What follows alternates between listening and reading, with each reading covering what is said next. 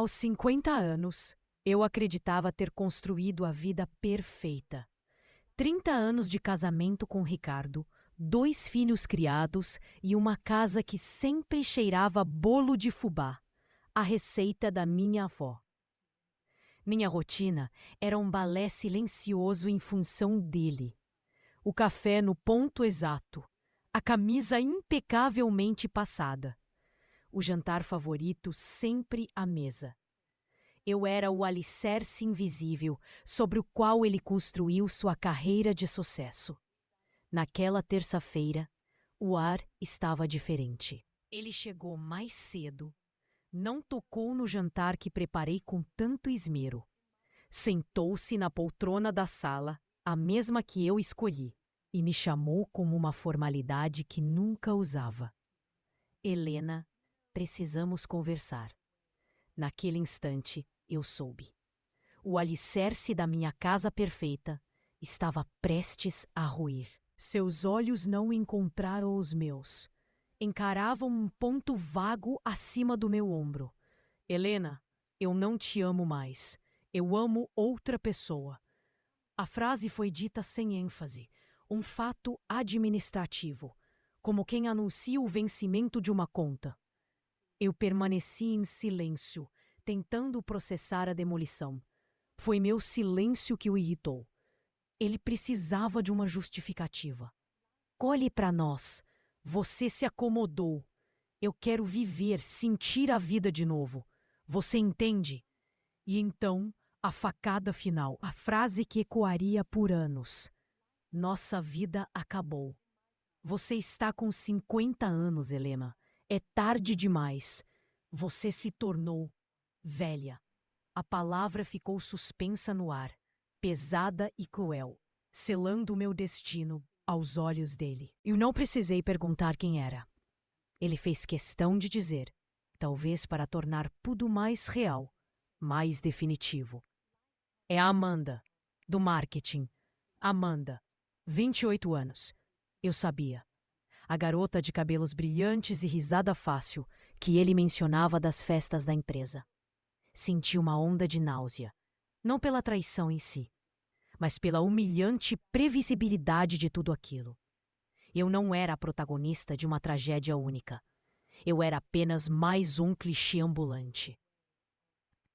A esposa de meia-idade, dedicada e leal, tocada por um modelo mais novo, como um carro fora de linha. Ricardo não estava apaixonado. Estava com medo da própria mortalidade e usava a juventude dela como um escudo. E eu era o dano colateral. Ele fez as malas naquela mesma noite. O som do zíper se fechando parecia o de um ferimento sendo costurado às pressas. Quando a porta da frente bateu, um silêncio ensurdecedor tomou conta da casa. Minha casa. Andei pelos cômodos como um fantasma, tocando os móveis que escolhemos juntos.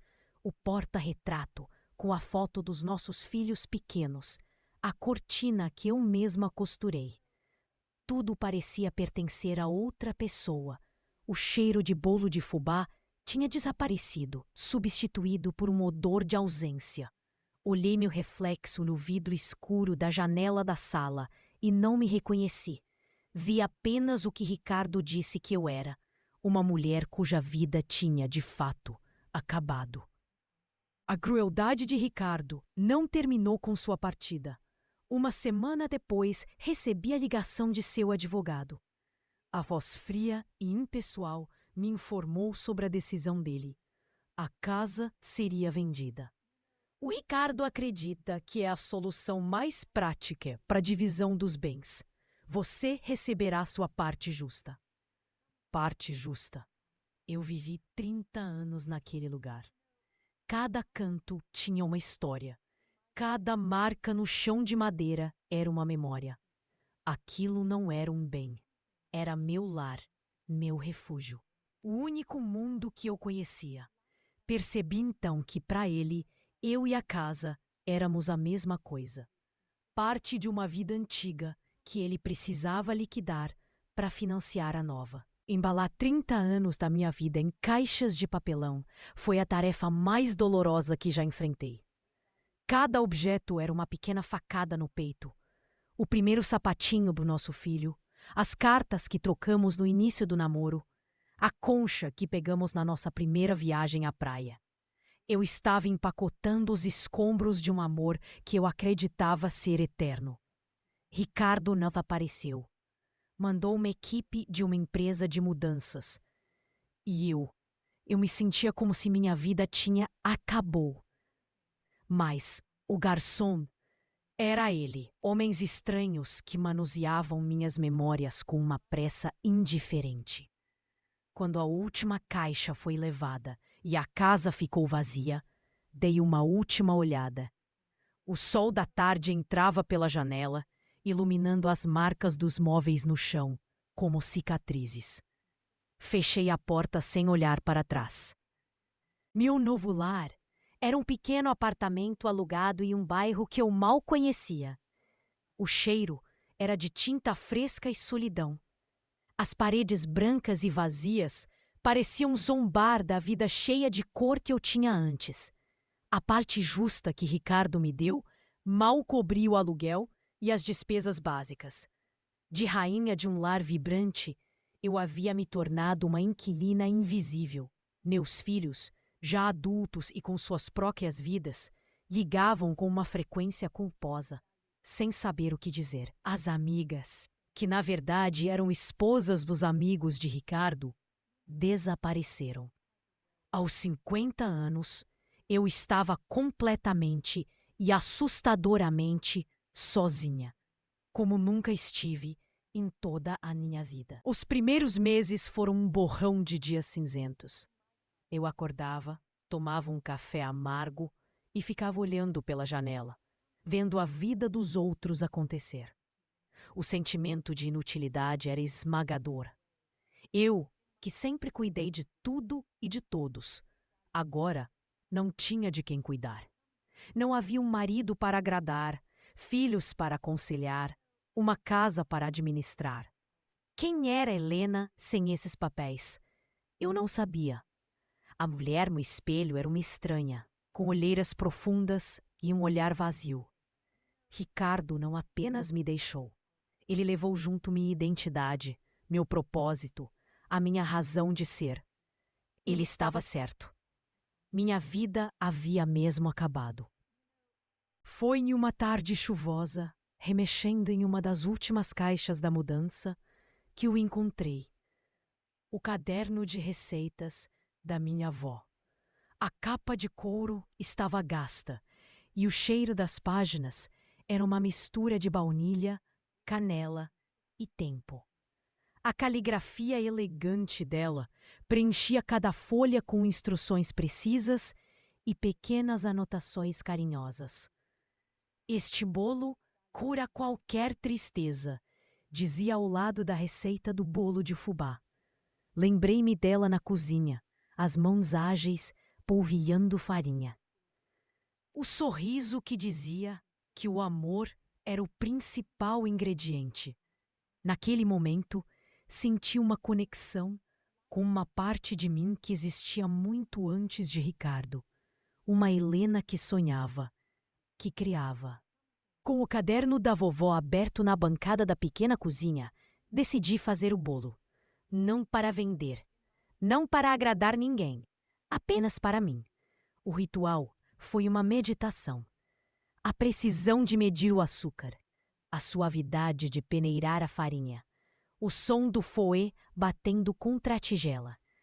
O apartamento, antes silencioso e triste, foi lentamente preenchido pelo aroma reconfortante que eu conhecia desde a infância. Quando o bolo saiu do forno, dourado e perfeito, um pedaço de mim que eu julgava morto pareceu despertar. Eu não estava apenas assando um bolo. Estava resgatando a mim mesma dos escombros, usando farinha, ovos e a memória do amor da minha avó. O bolo era grande demais para uma pessoa só. Cortei uma fatia generosa e, no impulso, bati na porta da minha vizinha, uma senhora chamada Elvira, que sempre me cumprimentava com um sorriso simpático no corredor. Dona Elvira Fiz um bolo e queria compartilhar com a senhora. Ela me convidou para entrar e seus olhos brilharam ao ver a fatia amarela e fofinha. Menina, que capricho, disse ela. Após a primeira garfada, ela fechou os olhos e suspirou. Minha querida, faz anos que não como um bolo com gosto de verdade. Com gosto de casa de mãe. Aquele elogio simples e genuíno foi como a primeira chuva após uma longa seca. Gosto de casa. Naquele momento, uma pequena semente foi plantada. Dona Elvira não se contentou em apenas agradecer. No dia seguinte, ela bateu à minha porta com um pedido e uma proposta. Helena, minha filha vem almoçar aqui no domingo e eu queria encomendar um bolo daquele seu. Eu te pago, claro. Eu ri achando que era uma brincadeira, um gesto de gentileza. Mas ela estava séria. Não é favor, minha filha. Um talento como esse não pode ficar escondido. Você deveria vender esses bolos. A palavra vender me assustou. Eu? Vender? Eu era uma dona de casa, uma ex-esposa. O que eu entendia de negócios? A ideia parecia absurda, um delírio. Eu não era uma confeiteira. Era apenas uma mulher que fazia bolos. A dúvida me paralisou. A voz de Ricardo ecoou na minha mente. Você se acomodou. É tarde demais. Eu nunca tinha trabalhado fora. Minha vida financeira, minhas decisões, tudo sempre passei por ele. Como eu poderia, aos 50 anos, começar um negócio do zero, em um apartamento alugado, com o pouco dinheiro que me restava? O medo do fracasso era gigantesco. E se ninguém mais gostasse? E se Dona Elvira estivesse apenas sendo gentil? Era mais seguro ficar na minha invisibilidade, protegida na minha rotina solitária. O risco de tentar e falhar parecia muito maior do que a dor de simplesmente não tentar nada e continuar como estava. Foi Elvira quem quebrou minha inércia. Ela apareceu na minha porta novamente, desta vez com uma nota de R$ 50 na mão. Helena, este é o sinal para o bolo de domingo. Sabor fubá, com bastante coco por cima. Confio em você. Aquele gesto simples, aquela nota estendida na minha direção, foi mais poderoso do que qualquer discurso. Não era um favor, era uma transação. Alguém estava depositando confiança e dinheiro no meu trabalho, no meu talento. Era a primeira vez em toda a minha vida que alguém me pagava por algo que eu, e somente eu, havia feito. O medo não desapareceu, mas naquele momento, a dignidade que senti foi um pouco maior. Fazer aquele bolo foi diferente. Não era mais um ato de terapia ou de resgate pessoal. Era um compromisso. Havia uma responsabilidade, uma expectativa a ser cumprida. Eu me vi sendo mais cuidadosa do que nunca, medindo cada ingrediente com uma precisão quase cirúrgica. Queria que aquele bolo fosse perfeito. Quando o entreguei para a Dona Elvira no domingo de manhã, e ela me pagou o restante, senti uma onda de orgulho que há muito não experimentava. O dinheiro era pouco, mas o sentimento era imenso. Era o primeiro dinheiro que eu ganhava por mérito próprio em 30 anos. Guardei aquelas notas na gaveta como se fossem um troféu. A filha de Dona Elvira amou o bolo. E como Elvira havia previsto, ela contou para as amigas. Na terça-feira, recebi uma ligação. Era uma colega de trabalho da filha dela. Oi, Dona Helena. Soube que a senhora faz um bolo de cenoura maravilhoso. Aceita encomenda? Meu coração disparou. Gaguejei um sim. Naquela mesma semana, fiz mais 2 bolos. Um de cenoura, outro de laranja. As pessoas me ligavam. Diziam que o bolo da Helena do apartamento 503 era divino. O apelido me fez sorrir. Aos poucos, meu pequeno apartamento, antes um santuário de solidão, começou a se encher com um cheiro constante de açúcar, baunilha e esperança. As encomendas começaram a se tornar frequentes. O caderno da minha avó virou meu livro de negócios. Ao lado das receitas, comecei a anotar os pedidos, nomes, telefones e as datas de entrega. Fui ao mercado e, pela primeira vez, olhei os preços não como uma dona de casa, mas como uma investidora. Calculei o custo de cada bolo, o preço do gás, da embalagem que eu mesma criei com um laço de fita. O pouco dinheiro que eu ganhava era quase todo reinvestido em mais farinha, ovos de qualidade e manteiga de primeira. A empresária que nunca existiu dentro de mim estava, timidamente, começando a despertar. O verdadeiro teste veio um mês depois. Uma das minhas novas clientes me ligou.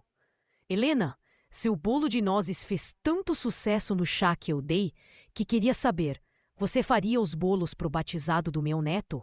Seriam uns 50 convidados. 50. Meu forno doméstico mal dava conta de 2 bolos por vez. O pânico me invadiu. Era um salto grande demais. Eu disse que precisava pensar. Olhei para minha cozinha minúscula, para as minhas poucas formas e para o meu medo. Mas então olhei para o caderno de encomendas, para os nomes de pessoas que confiavam em mim. Respirei fundo, liguei de volta e disse: sim, será um prazer.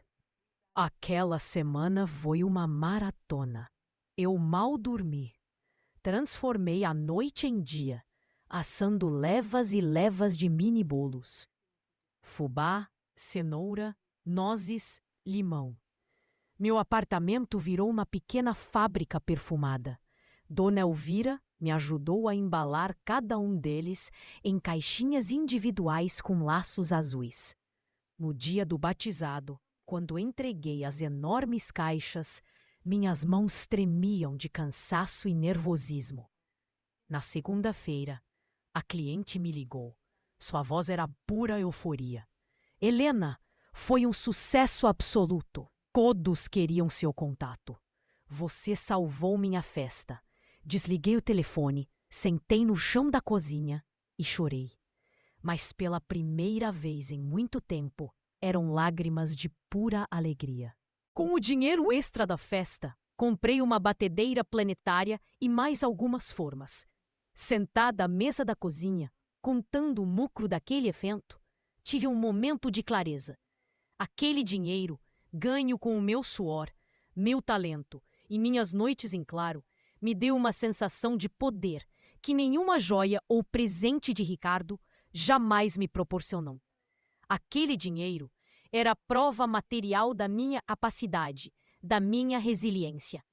Eu não era mais a ex-esposa. Eu não era velha.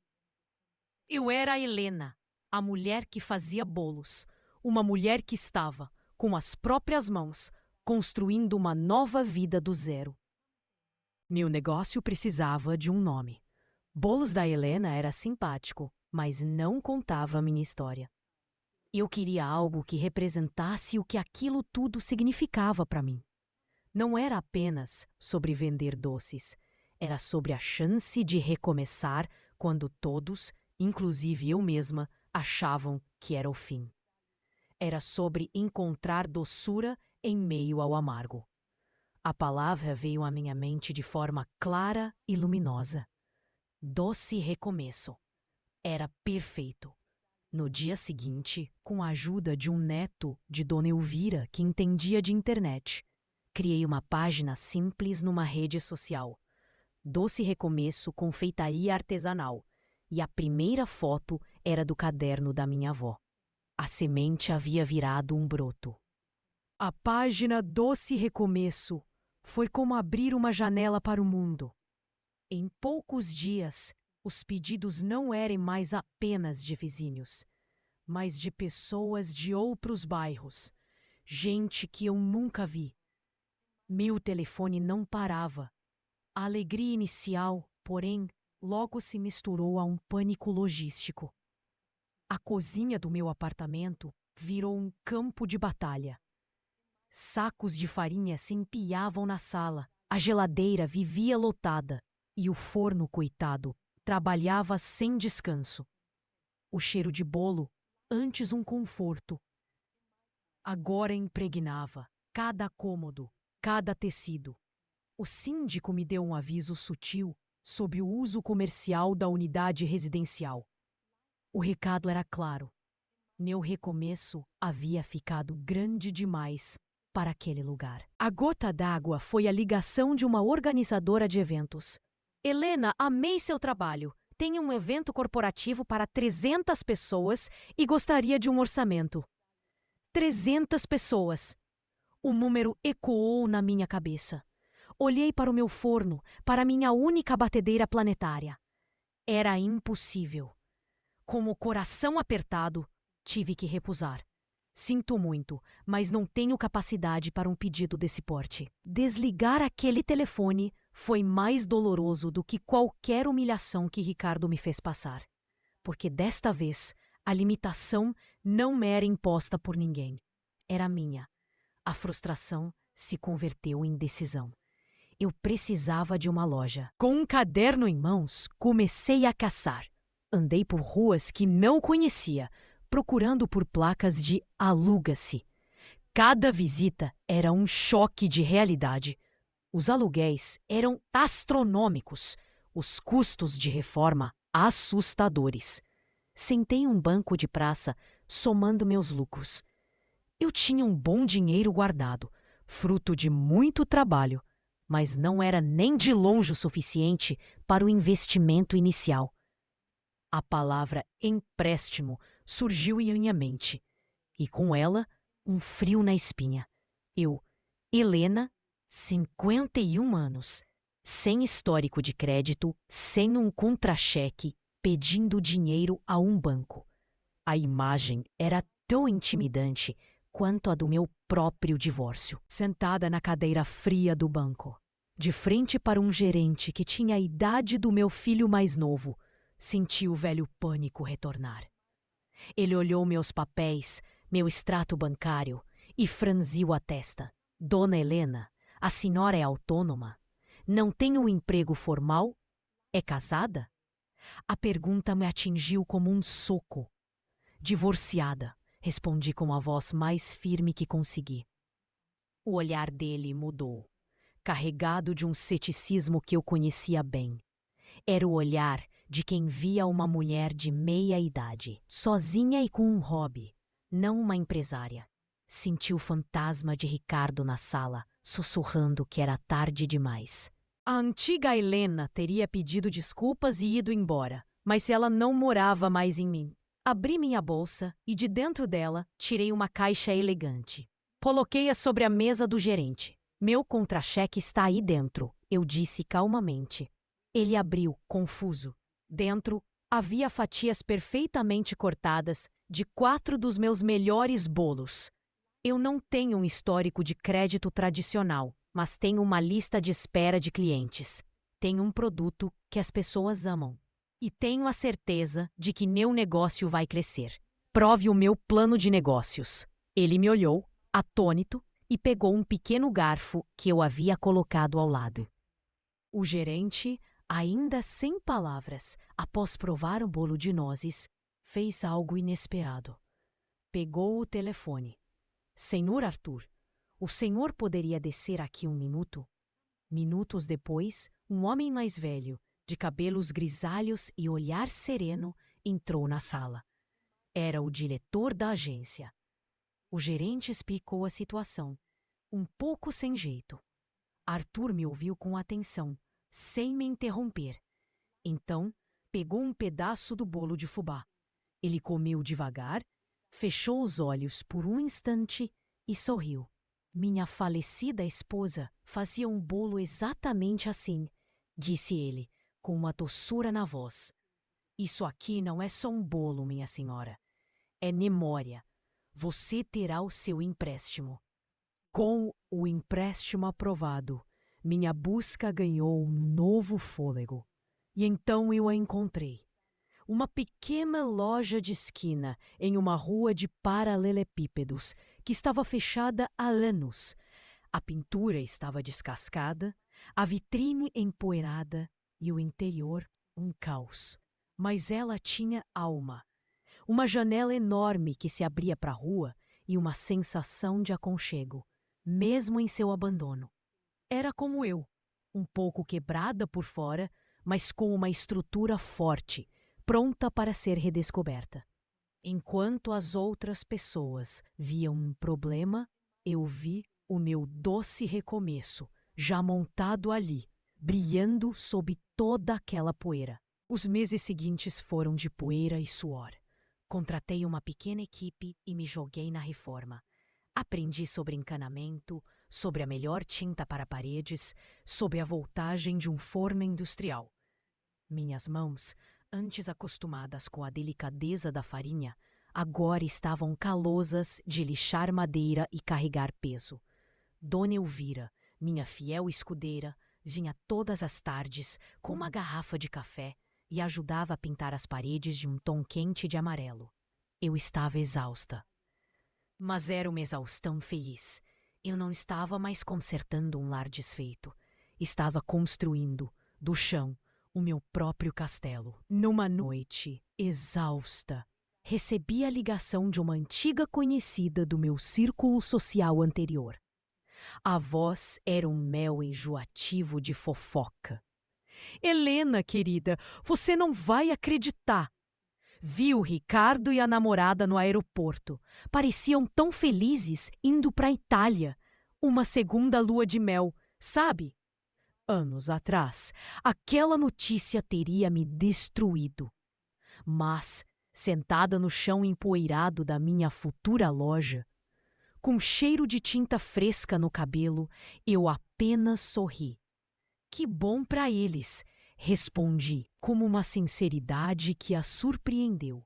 Desliguei o telefone e percebi que a felicidade dele não me interessava mais. A Itália dele não era nada perto do meu pequeno reino na rua de paralelepípedos. Finalmente, o dia da inauguração chegou. A loja estava impecável, o balcão de madeira brilhava, as vitrines exibiam bolos que pareciam joias e o letreiro Doce Recomeço, em uma caligrafia dourada, iluminava a rua. De pé, do outro lado da calçada, eu olhava para a minha criação. Era muito mais que uma confeitaria. Era a materialização da minha coragem, da minha resiliência. O reflexo na vitrine me mostrava uma mulher diferente, o cabelo preso num coque elegante. Sempre com detalhes de inspiração, um avental limpo e um olhar que não era mais vazio, mas faiscava de orgulho. Em minhas mãos, eu não segurava apenas a chave da loja. Eu segurava a chave da minha própria vida. A inauguração foi um mar de gente. Eu esperava alguns vizinhos, talvez os clientes mais antigos. Mas a rua de paralelepípedos ficou tomada. Pessoas que eu nunca tinha visto na vida entravam, sorriam e saíam com suas caixinhas amarelas. Dona Elvira, usando um broche de flores, agia como mestre de cerimônias não oficial, contando a minha história para quem quisesse ouvir. No meio da tarde, vi meus 2 filhos encostados no balcão, olhando a cena com uma expressão de choque e admiração. Pela primeira vez, eles não me viam como a mãe, mas como Helena, uma força da natureza. Nenhum dos antigos amigos apareceu, e eu não senti falta. A loja se tornou o meu universo. Eu chegava antes do sol nascer, com o cheiro da rua ainda úmido de orvalho, e ligava os fornos. O ritmo era frenético, mas glorioso. As manhãs eram uma sinfonia de batedeiras, o aroma de café fresco se misturando com o de bolo saindo do forno. Criei um ritual de colocar uma fatia de bolo do dia para degustação no balcão. Logo, a Doce Recomeço virou ponto de encontro. As pessoas não vinham só pelos bolos, mas pela conversa, pelo ambiente. Eu me tornei a confidente de muitos, a ouvinte de suas histórias. Eu, que me achava invisível, Havia criado o lugar mais acolhedor do bairro. O sucesso me atropelou. Eu não dava mais conta sozinha. Precisava de ajuda. Coloquei um pequeno anúncio na vitrine. Precisa-se de ajudante de confeitaria. Não exige experiência, apenas paixão. Apareceram muitas candidatas, mas uma me chamou a atenção. Bia, uma garota de 19 anos, de olhar assustado, mas com mãos firmes. Ela me disse que seu sonho era ser confeiteira, mas a família a pressionava para fazer um concurso público. Vi nela um reflexo da minha própria história de sonhos adiados. Contratei-a na hora. Ensiná-la os segredos da minha avó foi como passar um legado adiante, curando uma parte de mim mesma. A consagração veio de onde eu menos esperava. Um dia, um jornalista gastronômico, famoso na cidade, entrou na loja de forma anônima. Pediu um café e uma fatia do bolo de fubá. Comeu em silêncio, observando tudo, e foi embora. Uma semana depois, a crítica saiu. A manchete era: na Doce Recomeço, Helena vende bolos com o ingrediente mais raro, memória afetiva. O texto elogiava não só o sabor, mas a alma do lugar, a minha história. As vendas explodiram. Tive que contratar mais 2 pessoas. A frase do jornalista virou meu slogan não oficial, a definição perfeita do que eu sempre busquei fazer. Em meio à loucura, um cliente se tornou uma presença constante e calmante. Era o Sr. Arthur, o diretor do banco, que me aprovou o empréstimo. Toda sexta-feira, no fim da tarde, ele passava na loja. Comprava sempre um bolo de laranja, dizendo que o perfume o lembrava do pomar de sua infância. Nossas conversas eram breves, sobre o tempo, sobre o movimento da loja. Eram diálogos simples, mas carregados de um respeito mútuo. Ele não olhava para mim com pena ou admiração exagerada, mas como uma igual, uma mulher de negócios. Essa serenidade em seu olhar era um bálsamo para mim. Com o sucesso, vieram as propostas. A maior delas de uma grande rede de supermercados. Eles queriam vender meus bolos em suas lojas, com a minha marca. A proposta era tentadora. Milhões de reais sobre a mesa. A reunião foi em uma sala de vidro, no topo de um arranha-céu, com homens de terno falando em escalabilidade e otimização de custos. Eles sugeriram trocar a manteiga por margarina, usar essências artificiais para baratear. O consumidor final nem nota a diferença, eles disseram. Dona Helena, disse o diretor de marketing, com um sorriso condescendente. A antiga Helena, desesperada por validação e segurança financeira, talvez tivesse aceitado. Mas eu não era mais ela. Olhei para aqueles homens e vi a antítese de tudo o que eu havia construído. Meu negócio não era sobre números, era sobre a memória da minha avó, sobre o sorriso de Dona Elvira. Levantei-me com calma. Agradeço a proposta, senhores, mas o consumidor final nota sim, e eu também. A alma do meu negócio não está à venda. Saí daquela sala de vidro sentindo o mesmo orgulho de quando recusei o pedido de 300 bolos. Eu sabia o meu valor e ele não tinha preço. A decisão de recusar a proposta me deu ainda mais força. Decidi expandir, mas do meu jeito. Usei meus lucros para abrir a segunda loja Doce Recomeço, em outro bairro. Contratei Bia para ser a gerente, dando a ela a oportunidade que nunca tive. Ver o brilho nos olhos dela ao receber as chaves da nova loja foi um dos momentos mais felizes da minha vida. Eu não estava apenas construindo uma rede de confeitarias. Estava criando oportunidades, fomentando os sonhos de outras mulheres. Meu doce recomeço estava se multiplicando. Minha relação com Arthur floresceu de forma natural, como uma massa que cresce no forno. As conversas de sexta-feira se tornaram mais longas. Descobrimos afinidades que iam muito além de bolos. Ele também era viúvo e entendia a solidão. Falávamos sobre livros, sobre música, sobre as alegrias e dores de envelhecer. Um dia, ele não veio buscar seu bolo. Em vez disso, me convidou para um concerto. Foi a primeira vez em anos que saí não como mãe ou confeiteira, mas simplesmente como Helena, uma mulher indo a um encontro. O namoro com Arthur era a antítese do meu casamento com Ricardo. Era um amor sereno, construído sobre admiração, não sobre dependência. Ele celebrava minhas vitórias, ouvia minhas preocupações sobre as lojas, me tratava como uma parceira. Um ano depois, durante um piquenique no parque, ele tirou uma pequena caixa do bolso. Não era um anel de diamante ostensivo, mas uma aliança simples e elegante. Helena, você me ensinou que a vida pode ter um doce recomeço em qualquer idade. Você aceita recomeçar mais uma vez ao meu lado?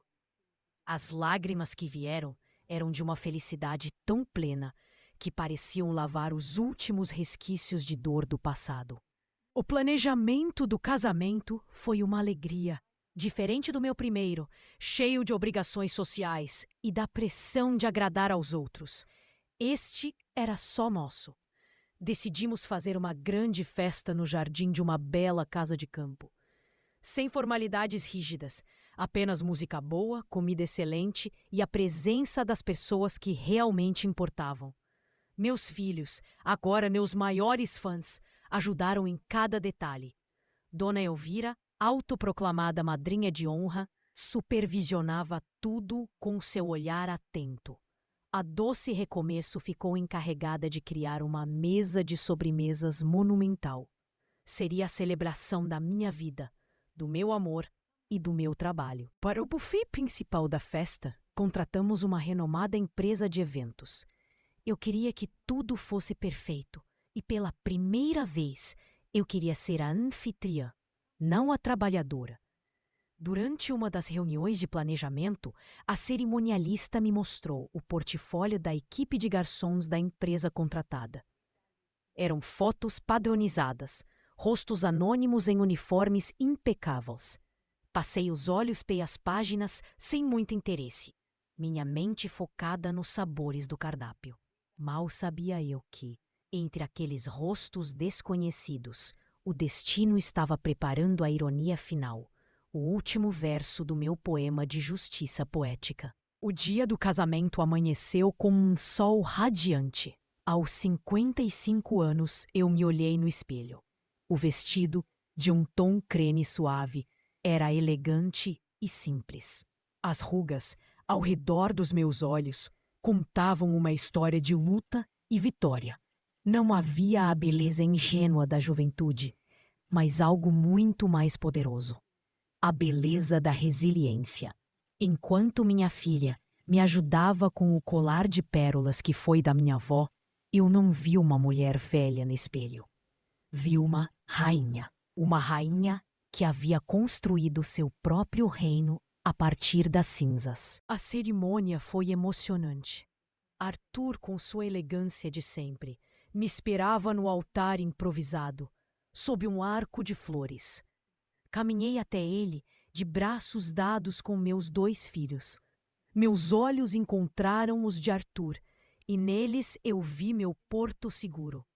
As palavras que trocamos não eram promessas vazias de uma paixão juvenil, mas um pacto de companheirismo, de cuidado mútuo, de quem entende que o amor não é um fogo de artifício, mas uma lareira que aquece a alma nos dias frios. Quando ele me beijou, o aplauso dos convidados foi o som da minha felicidade completa. A festa estava animada, a música enchia o ar, as pessoas riam e conversavam. Eu circulava entre os convidados, recebendo abraços, meu coração transbordando de gratidão. De longe, eu vi a equipe de garçons se movendo com eficiência, servindo canapés e repondo as taças de espumante.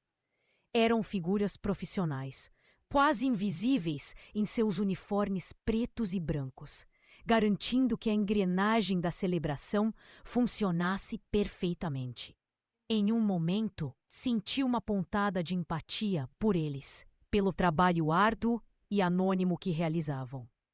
Eu conversava animadamente com Bia e a equipe da Doce Recomeço perto da mesa de doces, quando um garçom se aproximou do nosso grupo. Com licença, senhoras, gostariam de mais espumante? A voz era baixa, quase um sussurro. Eu me virei sorrindo, pronta para agradecer. E então, meu sorriso congelou. O garçom mantinha a cabeça baixa, o rosto parcialmente coberto pela bandeja que segurava. Mas não havia como confundir. O cabelo mais ralo, a postura ligeiramente curvada pelo cansaço, a mão que segurava a bandeja. O tempo parou. Era ele, Ricardo, ali no meu casamento, servindo meus convidados. Ele estava mais velho, o rosto marcado por um cansaço que eu nunca tinha visto. O ar de superioridade havia desaparecido, substituído por uma aura de derrota. Nossos olhares se cruzaram por uma fração de segundo. Vi o pânico em seus olhos, o choque, a humilhação esmagadora ao me reconhecer. Ele era a noiva radiante, a rainha da festa. Ele, o garçom. A ironia era tão densa, tão perfeita, que era quase cômica. Senti uma vertigem, uma mistura de choque, pena e um triunfo silencioso e avassalador. Ele desviou o olhar imediatamente, o rosto corando violentamente. Gaguejou um com licença e se afastou às pressas, quase derrubando a bandeja. Ninguém ao meu redor pareceu notar. Bia continuou falando sobre um novo sabor de recheio, alheia ao terremoto que acabara de acontecer dentro de mim. Fiquei parada, olhando para as costas dele, enquanto ele desaparecia na multidão de convidados. A mulher que ele abandonou por ser velha demais, cuja vida ele decretou que havia acabado, estava agora celebrando seu novo amor, seu sucesso, sua felicidade. E ele estava ali para testemunhar tudo, não como convidado, mas como parte da equipe contratada para servir. Arthur se aproximou e, sentindo minha quietude repentina, tocou meu braço. Tá tudo bem, meu amor? Eu me virei para ele, para o seu rosto gentil e preocupado, e um sorriso genuíno e sereno se espalhou pelo meu rosto. Olhei para a festa vibrante, para meus filhos dançando, para Dona Elvira rindo alto, para as mesas cheias. É o império que eu construí. Olhei para o meu novo marido, o homem que me amava pelo que eu era. O passado não doía mais. Ricardo não era mais um fantasma. Era apenas um homem cansado, servindo espumante em uma festa que não era a dele. Sim, meu amor, respondi, segurando sua mão. Está tudo mais do que perfeito. Mais tarde, da minha mesa principal, eu o observei de longe. Ele fazia o seu trabalho de forma mecânica, evitando a todo custo olhar na minha direção. Imaginei o que teria acontecido. A jovem namorada, provavelmente, o deixou por alguém ainda mais novo e mais rico. Os negócios, talvez sem o meu apoio invisível, ruíram. Não senti alegria em sua desgraça. Senti uma paz profunda, a sensação de um círculo que se fecha.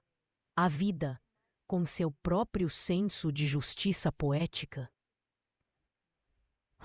havia colocado cada um de nós exatamente onde merecíamos estar. Ele buscou a juventude e a emoção efêmera. Eu reconstruí minha vida sobre a solidez do meu talento e da minha dignidade. E no final, isso fez toda a diferença. A festa continuou, vibrante e alheia ao meu pequeno segredo. A presença de Ricardo, em vez de estragar a noite, tornou-se a validação silenciosa de toda a minha jornada. Cada brinde, cada sorriso de um amigo, cada acorde da banda parecia amplificado. Eu não precisei dizer uma palavra a ninguém. Não precisei apontar, nem humilhar de volta. A simples realidade da situação era a minha vitória. Ele, que um dia foi o centro do meu universo, era agora um figurante anônimo no espetáculo da minha nova vida. E eu, que me sentia um satélite girando em sua órbita, era agora o Sol. Ao cortar o bolo de casamento, uma criação magnífica de vários andares feita por Bia, meus olhos varreram o salão. Vi Ricardo parado perto da cozinha, observando a cena de longe. Nossos olhares se encontraram novamente, desta vez por mais tempo. No dele, não havia mais pânico, apenas uma resignação melancólica. Vi um lampejo de arrependimento, talvez. Ou talvez fosse apenas a exaustão de um homem que apostou tudo nas cartas erradas. Assenti levemente com a cabeça. Um gesto mínimo, não de perdão, mas de reconhecimento. Um adeus silencioso à história que um dia compartilhamos. Ele entendeu e desapareceu pela porta de serviço. A festa acabou tarde da noite.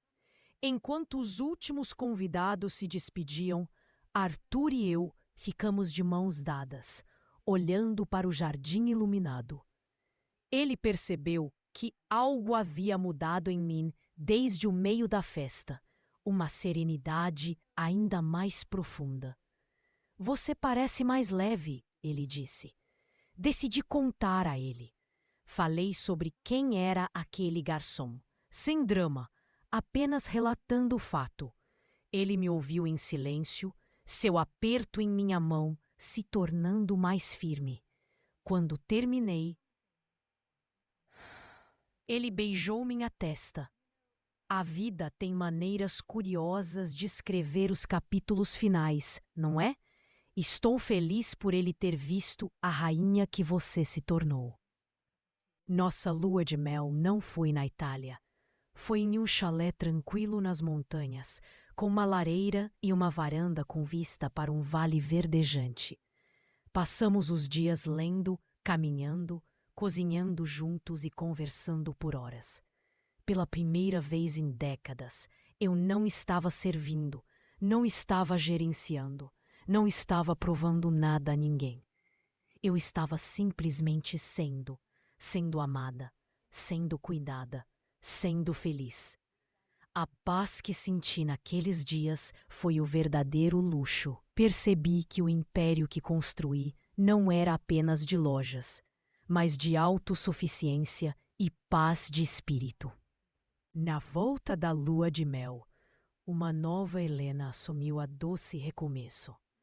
Eu amava meu trabalho, mas não era mais a minha única fonte de identidade. Promovi Bia a sócia diretora, dando a ela o controle do dia a dia da expansão da rede. Passei a ir às lojas não por obrigação, mas por prazer. Minha nova função era ser a guardiã da alma do negócio, garantindo que o gosto de casa de mãe nunca se perdesse, não importava quantas filiais tivéssemos. Comecei a dar aulas de confeitaria para mulheres que, como eu, buscavam uma segunda chance. Minha relação com meus filhos se transformou. Eles não me viam mais com a culpa de quem abandonou a mãe frágil, mas com um orgulho imenso pela mulher forte que eu me tornei. Nos almoços de domingo, as conversas não eram mais sobre minhas queixas, mas sobre os planos de expansão da empresa, sobre marketing, sobre novos sabores. Eles pediam minha opinião como empresária, valorizavam minha visão. Eu não era mais a figura materna que apenas nutria. Eu era uma fonte de inspiração, a prova viva de que nunca é tarde para se reinventar. Anos depois, A Doce Recomeço se tornou uma franquia de sucesso nacional, com dezenas de lojas. Mas cada uma delas mantinha o charme da original.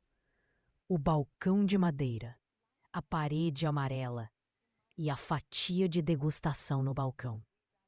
Meu rosto apareceu em revistas de negócios.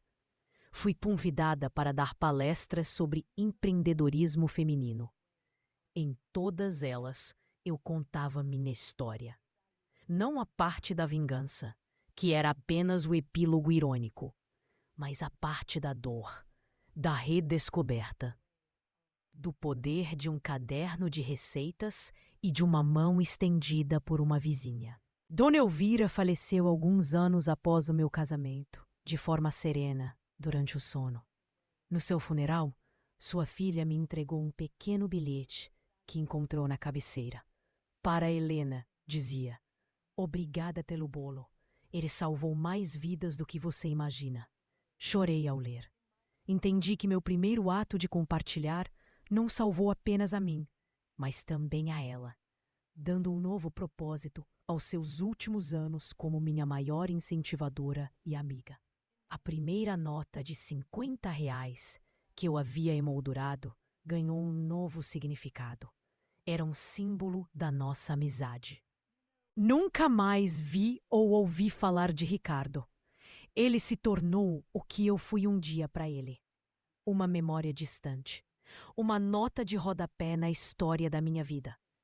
Às vezes, me perguntava se ele se lembrava daquele dia, daquela festa. Mas a pergunta se dissolvia rapidamente. O destino dele não me importava mais. A minha vingança não foi vê-lo humilhado. Minha verdadeira e definitiva vingança foi a minha felicidade, completa e absoluta, construída com as minhas próprias mãos. Totalmente independente da existência dele. Hoje, aos 78 anos, sentada na varanda da minha casa de campo com Arthur, olhando nossos netos brincarem no jardim, eu entendo a verdade. A vida não acaba aos 50. A vida não acaba com um divórcio. A vida só acaba quando desistimos de escrever o próximo capítulo. Ricardo não me destruiu. Ele me libertou. Ele me deu o presente mais doloroso e mais valioso que eu poderia receber. A chance de descobrir quem eu realmente era, sem ele. E a mulher que descobri era infinitamente mais forte e mais doce do que a que ele deixou para trás. Ponto. Minhas aulas de confeitaria para mulheres, que chamei de Massa-Mãe, se tornaram meu projeto de alma. Aconteciam uma vez por mês na cozinha de testes da nossa matriz. Ali, eu não ensinava apenas a fazer bolos. Eu ensinava a precificar, a ter coragem de cobrar, a ver a si mesma como uma empresa. Compartilhava meus próprios erros, minhas inseguranças iniciais. E em cada turma, eu via dezenas de Helenas em potencial. Mulheres de 40, 50, 60 anos, cheias de talento. Mas a quem a vida havia dito que seu tempo já passou. Provar que essa era a maior das mentiras se tornou minha nova e mais doce missão. Numa tarde, minha neta de 8 anos, Clara, me encontrou na biblioteca de casa, folheando o velho caderno da minha avó. Vovó, por que você olha tanto esse livro velho? No seu tablet tem mais receitas. Eu sorri e a puxei para o meu colo. Clara, este livro não tem só receitas. Ele tem magia. Mostrei a ela a caligrafia da minha avó, as manchas de baunilha. Cada página tem a mão de uma mulher forte que me ensinou a ser forte. A força que está em mim e que um dia estará em você. Receitas a gente acha em qualquer lugar. Força a gente herda. Ela me olhou com seus olhos grandes e tocou a página com reverência, como se entendesse. Bia, agora a CEO da Doce Recomeço veio me visitar. Ela estava radiante, cheia de planos para abrir filiais no exterior. Apresentou-me projeções, gráficos e estratégias de marketing digital. Eu ouvia com um misto de orgulho e fascínio.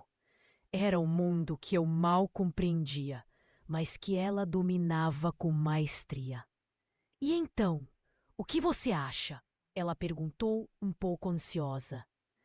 Eu acho que você é a pessoa certa para levar este sonho ainda mais longe, respondi.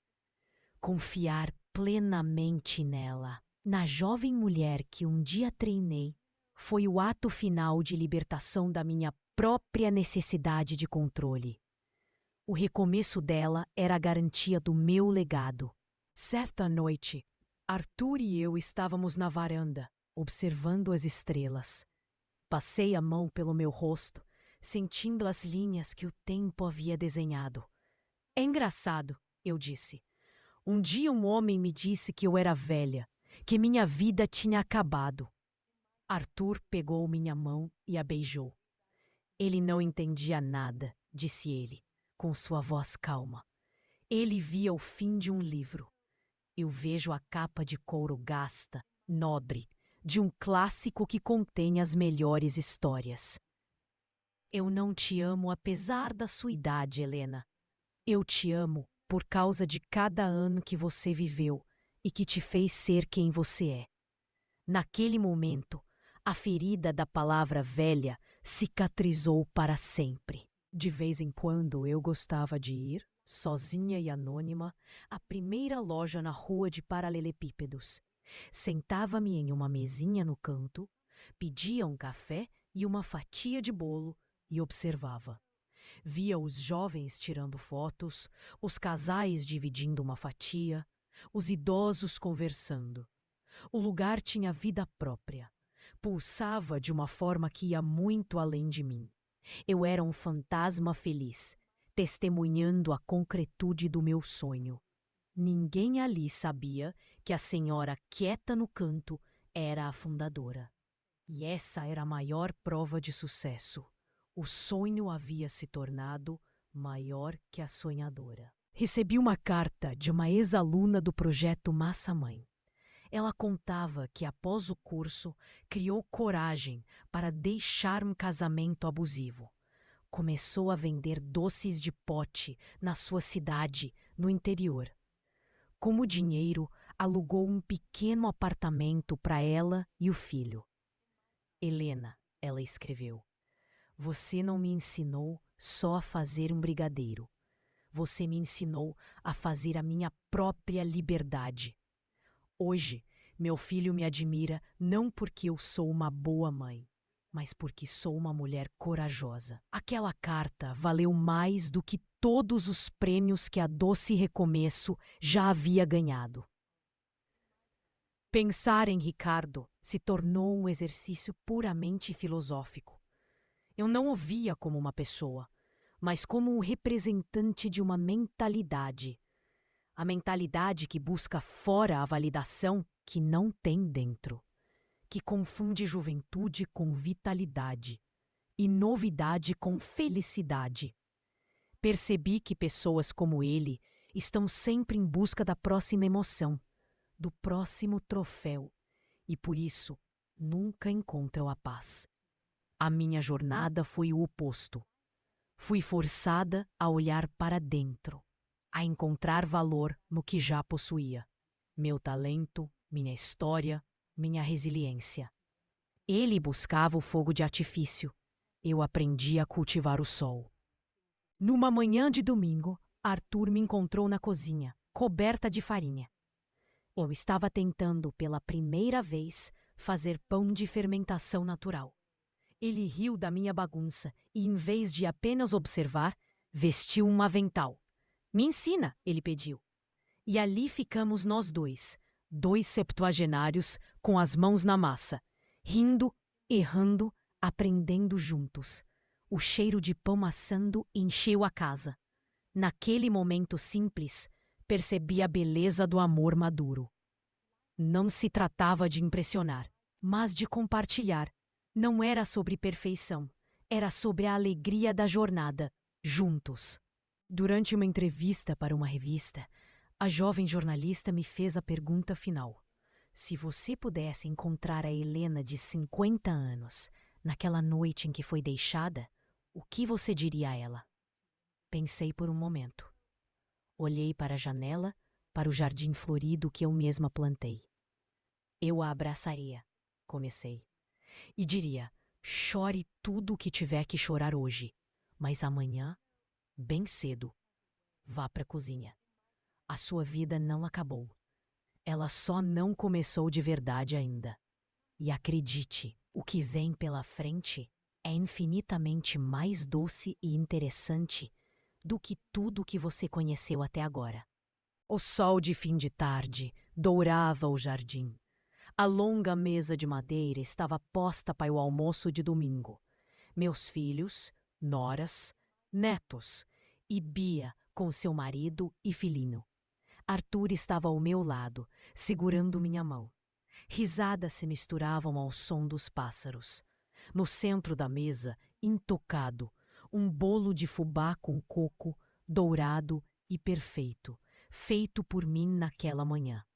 Olhei para aquela cena, para aquele quadro vivo, pintado com as cores da minha felicidade. Não era uma vida perfeita, era uma vida real. Uma vida que eu amassei e assei construir com as minhas próprias mãos.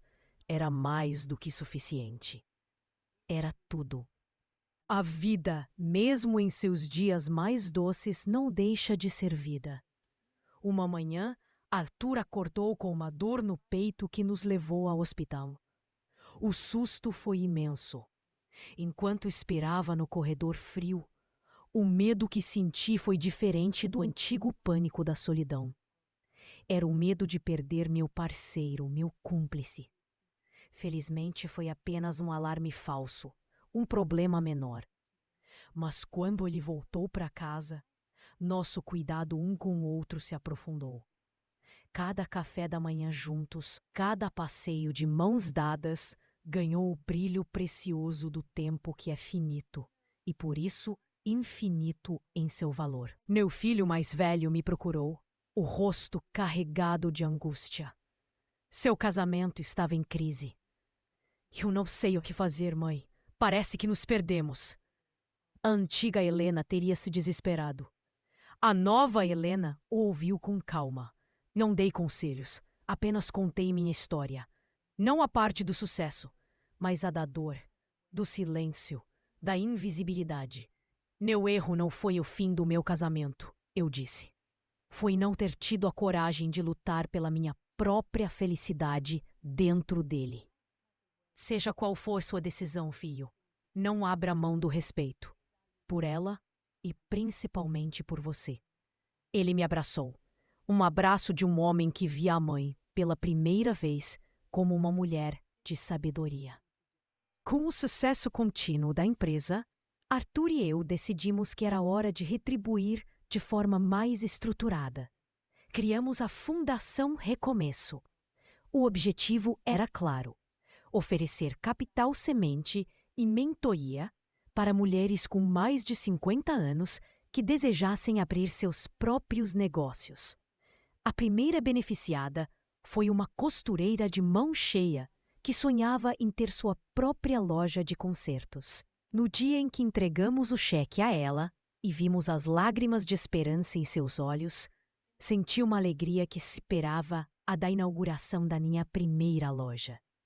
Eu não estava mais só construindo um negócio, estava financiando novos começos. Um dia, dirigindo pela cidade, passei em frente à minha antiga casa.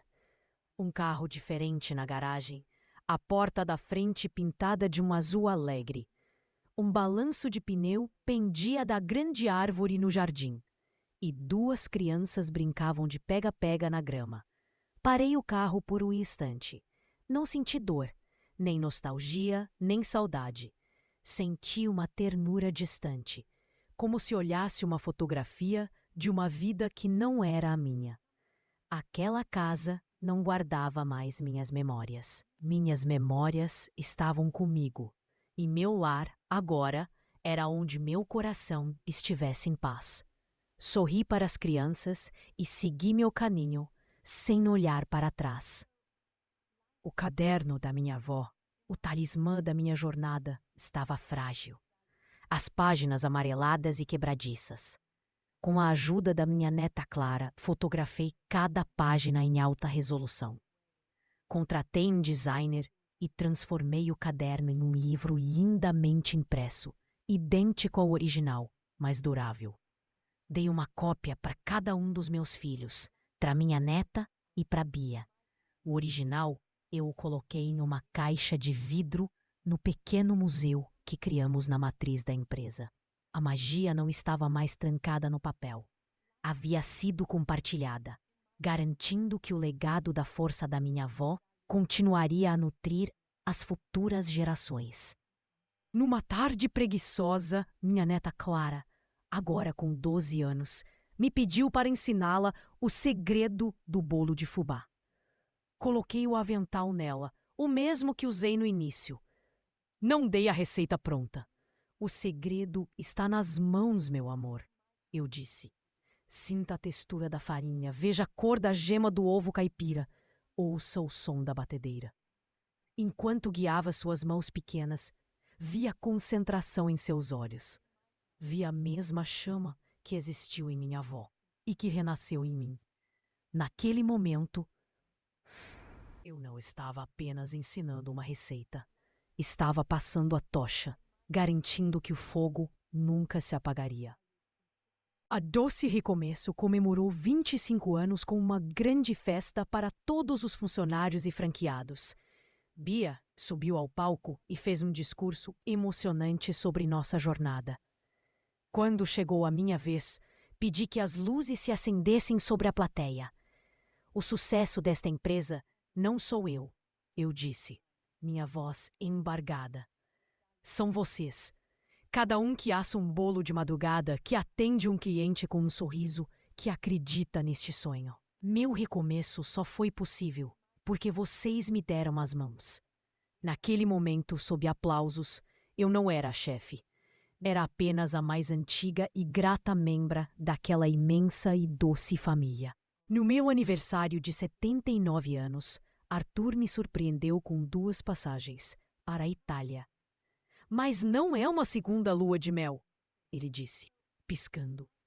É uma expedição culinária. Ficamos um mês lá. Não nos hotéis de luxo que Ricardo frequentaria, mas em pequenas vilas.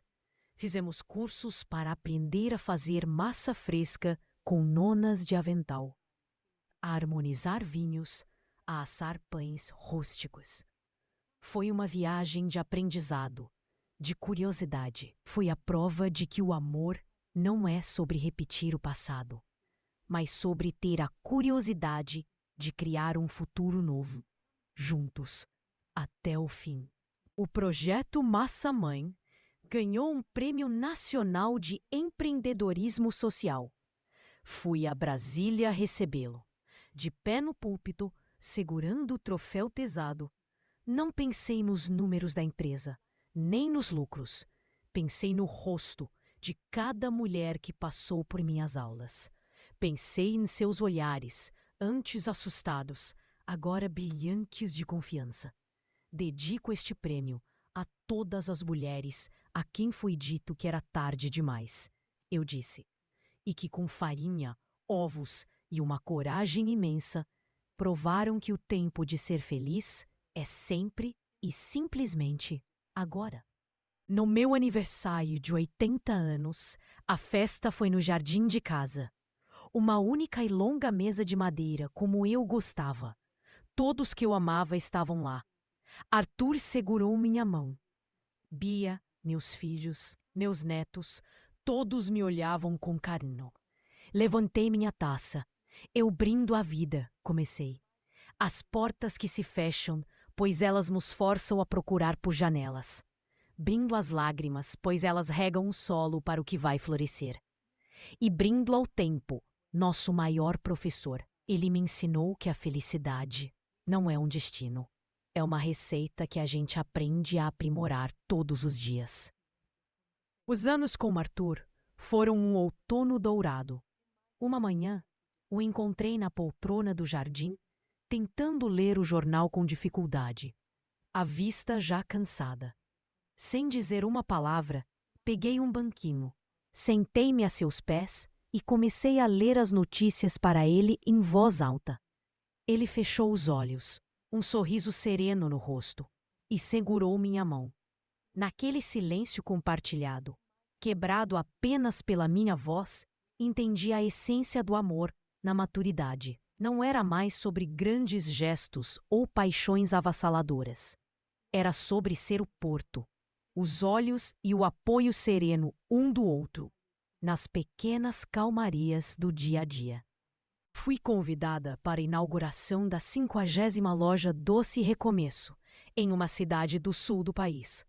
A nova franqueada era uma ex-professora de 62 anos que usou suas economias para investir no sonho.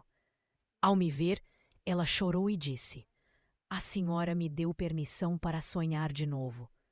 Eu a abracei, mas meu olhar se voltou para a loja, moderna, vibrante, cheia de jovens.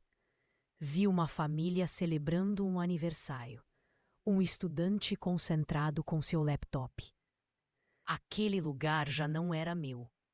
Era dela, era deles.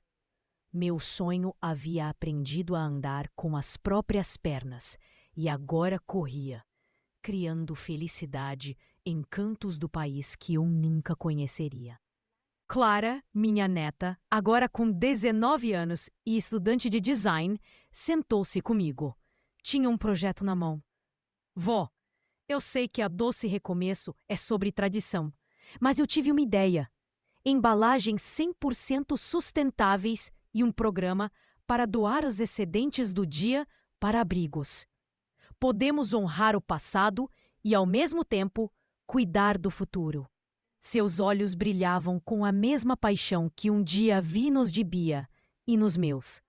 A nova geração não queria apagar a história. Queria adicionar novos e importantes capítulos a ela. "A ideia é brilhante, minha querida", eu disse. "O verdadeiro segredo da receita é sempre evoluir." Ponto. A Fundação Recomeço celebrou seu 100º projeto financiado. Na cerimônia, subi ao palco. Mais devagar do que antes, olhei para a plateia cheia de mulheres que haviam se tornado costureiras, artesãs, donas de pequenos restaurantes. Eram 100 novas histórias de coragem. Quando comecei, eu só queria salvar a mim mesma, confessei. Hoje, eu entendo que a gente só se salva de verdade quando estende a mão para salvar o outro. O sucesso não é o que acumulamos, mas o que espalhamos. Minha voz falhou um pouco, mas meu coração estava pleno. Era meu último discurso público. Meu trabalho estava feito. Numa tarde, senti uma vontade súbita de assar um bolo na minha própria cozinha. Tentei pegar o saco de farinha de 5 quilos no armário, o mesmo que eu manejava com tanta facilidade. O peso pareceu imenso. Meus braços protestaram. Arthur entrou na cozinha e, sem dizer nada, pegou o saco de mim com facilidade. "Deixe-me ser seu ajudante hoje", ele disse, com um sorriso gentil. Não senti frustração, nem a vergonha da fraqueza. Senti gratidão. Aceitar a ajuda. Aceitar o ciclo da vida. Minha vida tinha acabou. O garçom era ele. Era uma forma de força que eu, na minha juventude, não compreendia. Uma editora me ofereceu uma quantia significativa para escrever minha biografia. Sua história é inspiradora, Helena. Pensei na proposta por uma semana. Peguei um caderno de couro novo, uma caneta elegante e sentei-me na escrivaninha. Mas a página permaneceu em branco. Olhei pela janela para as lojas com meu nome, pensei nas mulheres da fundação, no sorriso da minha neta. Percebi que minha história não precisava ser escrita. Ela já havia sido assada em milhares de bolos, vivida em centenas de recomeços, contada em dezenas de lojas. Fechei o caderno vazio, em paz. Meu legado era vivo, não de tinta. Arthur se foi numa manhã de primavera, de forma serena, durante um sono. A dor da sua ausência foi profunda. Um silêncio que nem o canto dos pássaros no jardim conseguia preencher. Após o funeral, a casa pareceu vazia e imensa. Mas, ao contrário da solidão desesperada que sentia após Ricardo, esta era diferente. Era uma solidão habitada por doces memórias, por gratidão, pelo amor imenso que compartilhamos. Ele não havia me deixado um buraco, pois mais nunca o 29 anos acabou. Mais um jardim de lembranças que continuaria a florescer dentro de mim. Chorei não por ter perdido, mas por ter tido a imensa sorte de encontrar. Nos meses que se seguiram, meus filhos e netos me cercaram de cuidados, temendo que eu me entregasse. Mas a mulher que sobreviveu à demolição não se quebraria com a saudade. Eu mantive minhas rotinas.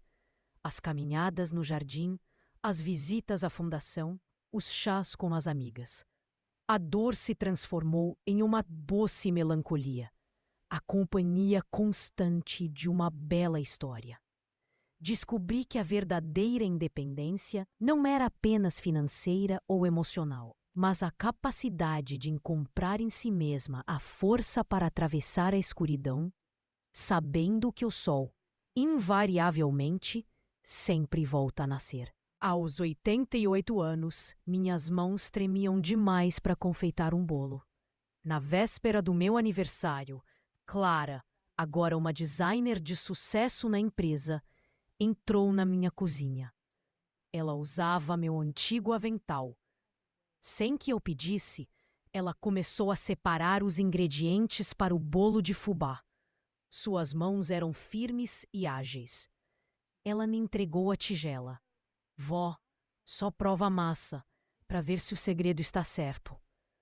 O sabor era perfeito. As lágrimas encheram meus olhos. O círculo estava completo.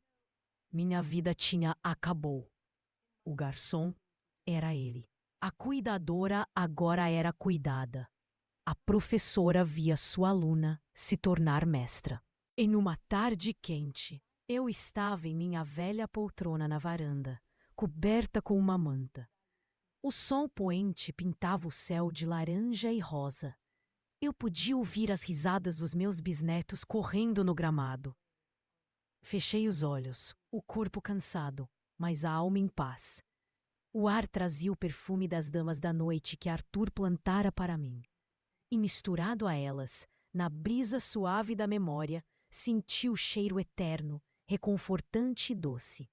O cheiro de bolo de fubá saindo do forno. O cheiro de casa. O cheiro do meu doce e eterno recomeço. Sorri e descansei. Foi Clara quem a encontrou. A avó dormia em sua poltrona. A manta sobre o colo, um livro esquecido ao lado. O sol poente a envolvia em uma luz dourada. Não havia sinal de dor, apenas a serenidade de quem finalmente repousa após uma longa e bela jornada. A casa não ficou fria. O cheiro de bolo, de alguma forma, parecia mais presente do que nunca, como se a própria essência de Helena tivesse se libertado para impregnar cada canto do seu lar para sempre. O funeral foi, a seu pedido, uma celebração de uma vida doce. No jardim de sua casa, em vez de preto, os convidados vestiam cores alegres. Não houve um sermão fúnebre, mas sim um microfone aberto, onde dezenas de pessoas, desde a primeira cliente de Dona Elvira até a mais nova franqueada, contaram como Helena havia tocado suas vidas. E no lugar de canapés sofisticados, uma imensa mesa oferecia fatias generosas de todos os bolos do caderno da vovó. Era uma festa, a última e mais significativa festa que Helena oferecia. Um mês depois, na sede da Doce Recomeço, Bia e Clara estavam em frente à caixa de vidro que protegia o caderno original. Ela me deu as chaves da primeira loja, disse Bia, com a voz embargada. Clara tocou o vidro com a ponta dos dedos. E ela me deu a coragem para desenhar as portas do futuro, completou, referindo-se ao seu projeto de sustentabilidade, agora em implementação em toda a rede. O passado e o futuro ali, de mãos dadas, unidos pelo mesmo legado de força. Na reunião trimestral da Fundação Recomeço, uma mulher de quase 60 anos, ex-faxineira, apresentou seu plano de negócios para abrir uma pequena empresa de limpeza com produtos ecológicos. Ao receber o cheque do financiamento, ela disse ao conselho: "Eu achava que minha história já estava escrita. A história de Helena me ensinou que eu mesma posso ser autora do meu próximo capítulo." O ciclo de recomeços, agora autossuficiente, continuava a girar, movido pela inspiração dela. Anos se passaram. Numa cozinha moderna, Clara, agora mãe, guiava as mãos de sua filha de 6 anos, a pequena Helena, em uma tigela com massa de bolo. "Qual é o segredo, mamãe?" perguntou a menina. Clara sorriu, repetindo as palavras que um dia ouviu.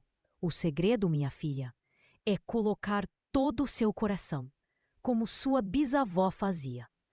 A tocha havia sido passada. A força das mulheres daquela família, amassada com farinha e açúcar, estava garantida por mais uma geração. Em um asilo modesto, um homem muito velho, de olhar vago, folheava um jornal. Seus olhos pousaram em uma pequena nota na seção de negócios. "Doce Recomeço anuncia programa de expansão global." Era Ricardo. Ele olhou a foto sorridente de Bia e Clara, com o logo amarelo ao fundo. Dobrou o jornal lentamente, suas mãos trêmulas. Por um instante, seu olhar perdido encontrou a janela, vendo apenas o reflexo de um velho sozinho. Não havia raiva, nem arrependimento consciente. Havia apenas o vazio. O vasto e silencioso vazio de uma vida que, ao contrário da dela, havia simplesmente acabado.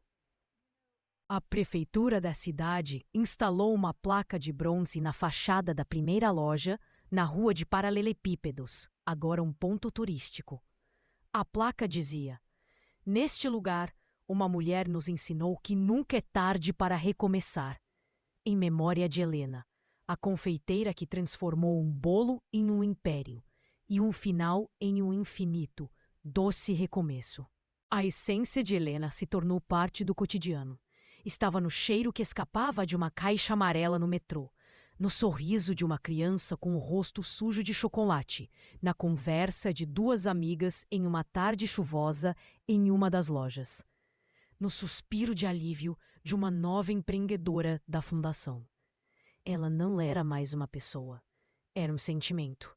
O sentimento universal de que, mesmo após o mais amargo dos invernos, a primavera pode e vai florescer. A imagem final não é de um túmulo, mas de uma estrela.